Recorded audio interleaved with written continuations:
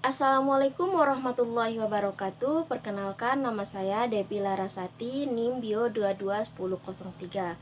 Baik, di sini saya akan mempresentasikan materi tentang ekosistem perairan laut guna untuk menyelesaikan tugas UTS Biologi Perairan.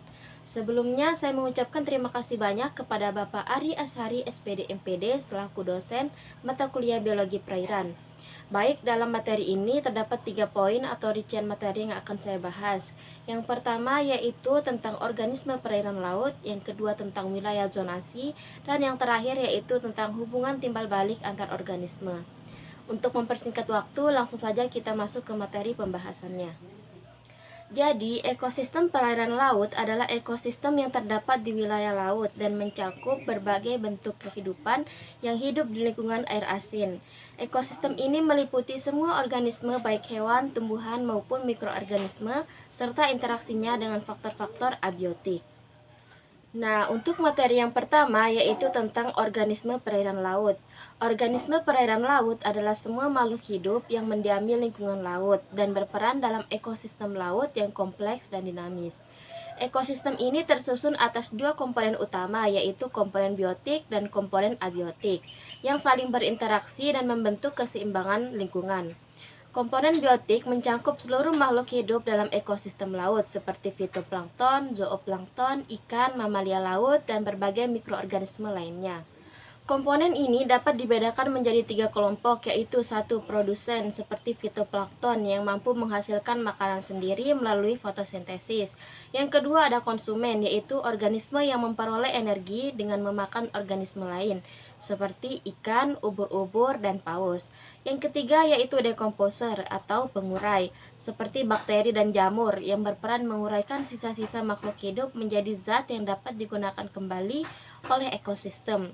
Sementara itu, komponen abiotik merupakan faktor-faktor non-hayati yang mempengaruhi kehidupan organisme laut. Komponen ini meliputi suhu air laut, salinitas atau kadar garam, tekanan air, intensitas cahaya matahari, serta ketersediaan oksigen dan nutrien. Interaksi antara komponen biotik dan abiotik sangat penting dalam menjaga keseimbangan ekosistem laut. Organisme perairan laut bergantung pada kondisi abiotik untuk bertahan hidup dan berkembang, sedangkan aktivitas organisme seperti produksi oksigen melalui fitoplankton melalui fotosintesis juga turut mempengaruhi kondisi abiotik di lingkungan laut. Baik, adapun materi yang kedua yaitu tentang wilayah zonasi ekosistem laut. Zonasi ekosistem laut adalah pembagian wilayah laut ke dalam beberapa zona berdasarkan karakteristik tertentu, seperti kedalaman perairan dan intensitas cahaya matahari yang masuk ke laut.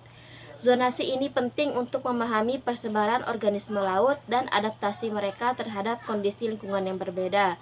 Berdasarkan kedalaman, ekosistem laut terbagi ke dalam 4 zona utama, yaitu satu, zona litoral, yaitu merupakan wilayah pesisir yang berbatasan langsung dengan daratan dan mengalami pasang surut. Zona ini seringkali terpapar udara saat air laut surut dan menjadi habitat bagi berbagai organisme seperti kepiting, kerang, dan alga. Yang kedua yaitu ada zona neritik, terletak di laut dangkal hingga kedalaman sekitar 200 meter. Zona ini masih mendapat cukup cahaya matahari, memiliki suhu yang relatif stabil, dan kaya akan keanekaragaman hayati seperti terumbu karang, rumput laut, dan berbagai jenis ikan. Dan yang ketiga ada zona batial, berada di kedalaman antara 200 hingga 2000 meter. Penetrasi cahaya di zona ini sangat terbatas, suhu mulai menurun drastis, dan tekanan air meningkat. Organisme di zona ini umumnya telah beradaptasi dengan kondisi cahaya rendah. Dan yang terakhir yaitu zona abisal, merupakan wilayah laut dalam yang berada di kedalaman lebih dari 2000 meter. Zona ini gelap total karena tidak ada cahaya matahari yang menembus, memiliki tekanan air yang sangat tinggi, serta suhu yang sangat rendah. Kehidupan di zona ini bersifat khusus dan bergantung pada sisa-sisa materi organik yang jatuh dari lapisan atas. Sementara itu, berdasarkan intensitas cahaya matahari, laut dibagi menjadi 2 zona utama. Yang pertama adalah zona fotik, yaitu lapisan permukaan laut yang masih menerima cahaya matahari. Dalam zona ini, proses fotosintesis dapat berlangsung sehingga mendukung kehidupan organisme autotrof seperti fitoplankton. Dan yang kedua yaitu zona afotik, yang merupakan bagian laut yang tidak menerima cahaya matahari sama sekali.